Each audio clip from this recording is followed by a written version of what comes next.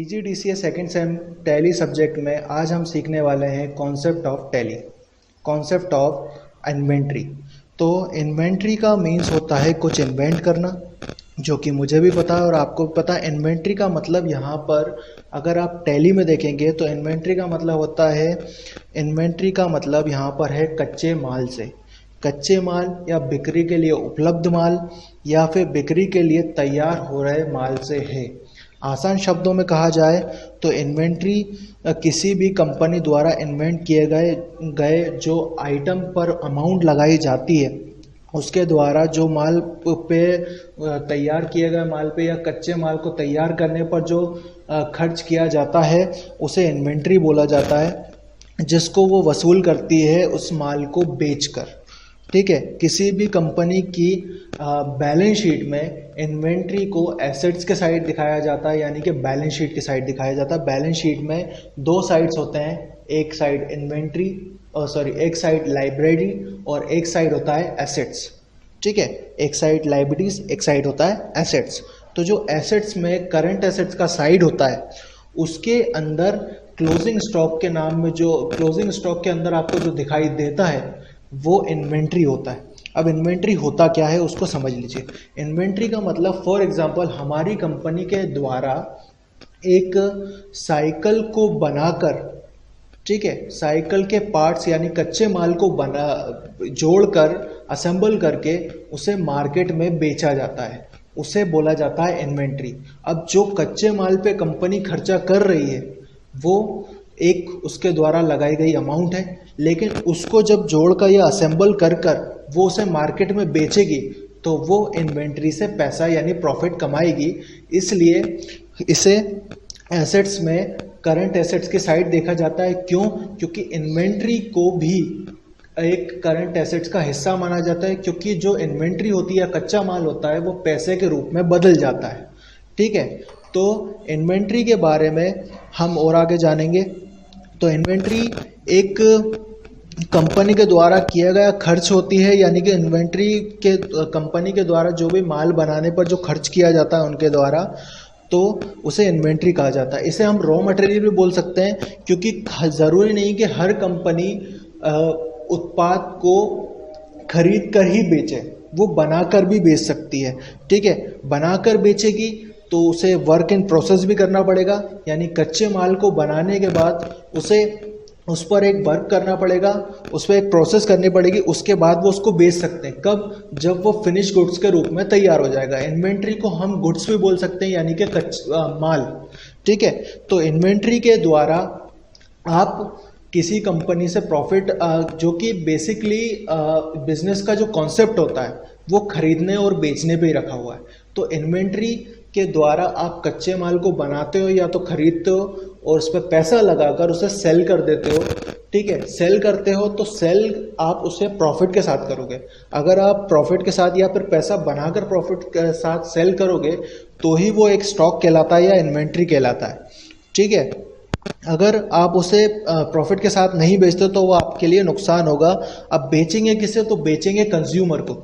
तो कंज्यूमर के द्वारा जो आइटम कंपनी के नियमित कार्यों में जो खरीदा जाता है, उसके द्वारा जो प्रोडक्ट खरीदा जाता है वो कंज्यूमर के द्वारा खरीदा जाता है। ठीक है, साइकिल इन्वेंट्री के लिए एक नया निर्मित माल या साइकिल अंतिम उत्पाद है।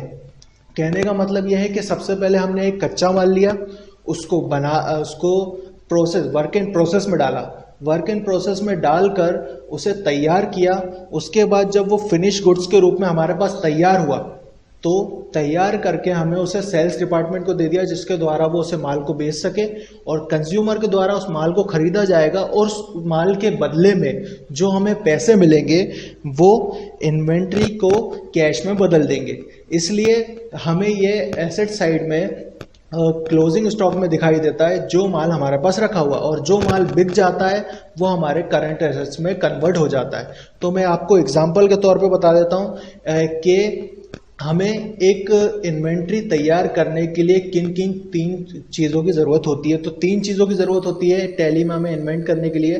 तो एग्जांपल के तौर पे मैं आपको बता दे रहा हूँ कि कैसे उसे इन्वेंट किया जाएगा। तो सबसे पहले मैं टैली ओपन कर ले रहा हूँ और टैली ओपन करने के बाद यहाँ आपको मिलेगा इन्वेंट्री इन्फो।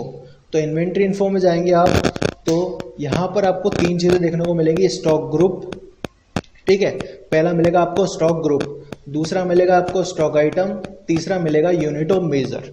लेकिन सबसे पहले आपको बनाना है स्टॉक ग्रुप, और सेकंड नंबर पे बनाना है आपको यूनिट ऑफ मेजर, और थर्ड नंबर पे बनाना है आपको स्टॉक आइटम। अब उसके पीछे क्या प्रॉब्लम है या क्या राज है, तो वो आपको आगे समझ में आ जाएगा कि हम क्यों पहले स्टॉक आइटम नहीं बना रहे। तो सबसे पहले मैं आपको स्टॉक ग्रुप बता देता हूँ। तो स्टॉक ग्रुप से हमारा आशय यह है कि स्टॉक ग्रुप क्या करता है, आइटम्स को कैटेगरी वाइज डिवाइड कर देता है। कहने का मतलब यह है कि जैसे जितने भी इलेक्ट्रॉनिक आइटम है, तो हमने उनका एक ग्रुप बना दिया इलेक्ट्रॉनिक आइटम, ठीक है। जितने भी फूड वाले आइटम है, हमने उनका एक ग्रुप बना दिया फूड आइटम, ठीक है। लेकिन मैं जैसे यहाँ पर मेरी इलेक्ट्रॉनिक शॉप है, तो मैं मोबाइल शॉप में काम करता हूँ, या फिर मोबाइल शॉप पे अपना समझ लीजिए कि माल बेचता हूँ या खरीदता हूँ, ये मेरी मोबाइल की शॉप है। तो मैं यहाँ पर एक ग्रुप बना लेता हूँ मोबाइल नाम से, ठीक है, और इसका अंडर रख देता हूँ प्राइमरी, और यहाँ से कर लिया इसको मैंने एक्सेप्ट करने के बाद मैंने दूसरा ग्रुप बना लिया फूड आइटम के नाम से, फूड आइटम्स, और यहाँ पर मैंने कर लिया एक्सेप्ट, ठीक है। इसके बाद नेक्स्ट मैंने क्या किया, यहाँ पर बैक आ गया, ठीक है। बैक आने के बाद मैंने स्टॉक आइटम नहीं बनाया, मैंने अब बनाई यहाँ पे यूनिट ऑफ मेजर। तो यूनिट ऑफ मेजर में जाऊँगा और यहाँ पे मैं क्रिएट करूँगा यूनिट ऑफ मेजर। तो यहाँ पर जो टाइप रहेगा वो सिंपल रहेगा, उसके बाद सिंबल, यानी कि यूनिट ऑफ मेजर का मतलब होता है किसी स्टॉक को मापना। तो आप स्टॉक को कैसे माप सकते हो, जैसे मोबाइल आप खरीदने जाओगे तो क्या बोलोगे कि एक मोबाइल दे दो, एक सेट मोबाइल दे दो, एक पीस मोबाइल दे दो, ऐसा तो नहीं बोलोगे कि 1 kg मोबाइल दे दो। तो यहाँ पर हम बोलेंगे सेट, ठीक है। यदि आपको फॉर्मल नेम पता है तो आप इसका पूरा नाम लिख सकते हैं, यदि आपको नहीं पता तो छोड़ दें, कोई ज़रूरत नहीं है, क्योंकि ये ऑप्शनल होता है। तो फिलहाल मैं इसको स्किप कर दे रहा हूँ, एक्सेप्ट।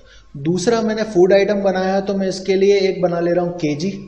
तो केजी का मतलब होता है किलोग्राम, ठीक है। तो यहाँ पे मैं किलोग्राम बना ले रहा हूँ और यहाँ पे कर दे रहा हूँ एक्सेप्ट करने के बाद अब यहाँ पे हम थर्ड बनाएंगे स्टॉक आइटम। अब मैं आपको बताता हूँ स्टॉक आइटम हमने पहले क्यों नहीं बनाया। अब पहले स्टॉक आइटम अगर यदि हम बनाते तो हमारे पास यूनिट ऑफ मेजर नहीं होती, इसलिए, और यूनिट ऑफ मेजर का होना बहुत ज़रूरी है। तो मैं आपको दिखा देता हूँ यूनिट ऑफ मेजर की आवश्यकता कहाँ पड़ती है।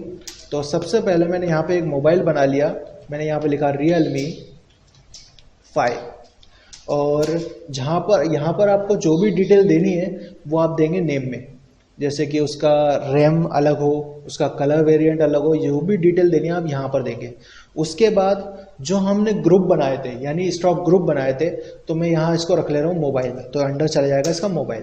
अब हमारे पास कुछ यूनिट्स हैं, तो आवर्स नहीं आएगा, केजी नहीं आएगा, मिनट नहीं आएगा, मैं यहाँ पे बना ले रहा हूँ सेट। तो यहाँ पे मैंने ले लिया सेट, क्योंकि Realme 5 जो है एक मोबाइल है और उसे हम सेट के रूप में ही खरीद सकते हैं। और यहाँ पर आपको समझ में आ जाएगा कि यूनिट ऑफ मेजर पहले क्यों बनाया और स्टॉक आइटम क्यों नहीं बनाया। तो यहाँ पे मैंने इसको यूनिट ऑफ मेजर बना लिया, एक्सेप्ट। इसके बाद दूसरा मैंने बना लिया यहाँ पे बासमती राइस, ठीक है, और यहाँ पे ये चला जाएगा फूड आइटम्स में, और यहाँ पर इसको खरीदेंगे हम किलोग्राम में यानी केजी में। तो यहाँ मैंने केजी ले लिया और यहाँ पे कर लिया इसको एक्सेप्ट, ठीक है। तो अगर यदि आपको देखना है कि आपने क्या क्या प्रोडक्ट बनाया हुआ है या क्या क्या इन्वेंट्री आपने तैयार कर लिया, तो ये रहेगी, वो इस तरह से आपको दिखाई देगी। तो इन्वेंट्री का कॉन्सेप्ट यही था। यदि आप अभी के ज़माने में, जो अभी का टाइम आ गया है, तो सारे जो बिल्स हैं वो बन रहे हैं किस पर, अभी नेम ऑफ आइटम पे, यानी कंप्यूटर पे बनाए जाते हैं।